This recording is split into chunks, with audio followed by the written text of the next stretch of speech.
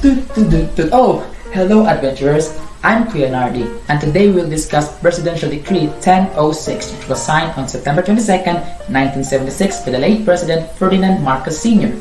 Its aims are to license professional teachers and regulate the practice of teaching in the Philippines. To know more, follow me and let's explore Malacanang Palace.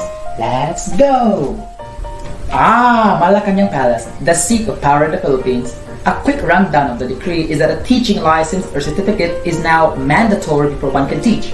In Section 9, ratings in the examination, a candidate must obtain at least 70% in all subjects with no rating below 50% in any subject to pass the examination.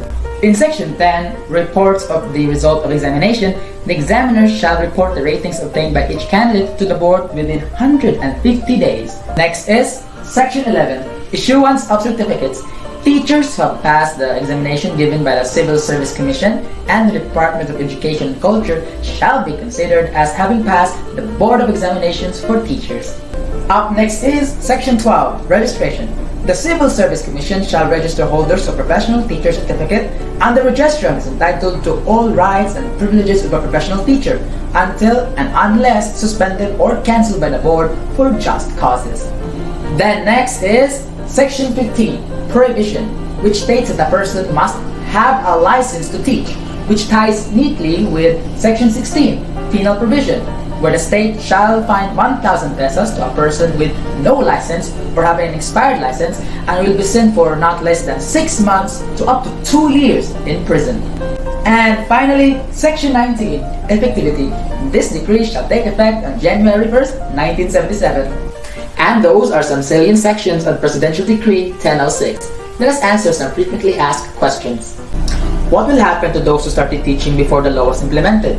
Can they still teach without certification? Let's refer to Section 15. After the effectivity of this decree, unless he is a holder of a professional certificate, no person shall engage in teaching or act as a teacher in both public or private schools. Are there any provisions that allow graduate students to teach to private universities without a license? Let's refer to Section 15. One must have a license before one can teach, whether in public or private schools. What will happen if a teacher loses their license? Let's refer to Section 13. The Professional Regulatory Board may issue another copy of the certificate upon payment of the required fee. Can a teacher who passed their exam in another country able to teach in the Philippines? Let's refer to Section 14.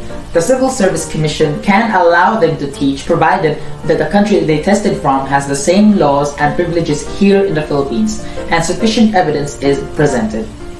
And finally, what are the qualification requirements for the examination applicant? Let's refer to Section 6. The applicant must be a Filipino citizen of good morals, free from physical and mental defects that can incapacitate him or her to render efficient service, and meets the minimum qualifications required to teach from elementary to collegiate education. And that's it for our show today. Live and learn, fellow adventurers. Remember to be critical, vigilant, and brave. I am Kuya Nardi. Matang lawin!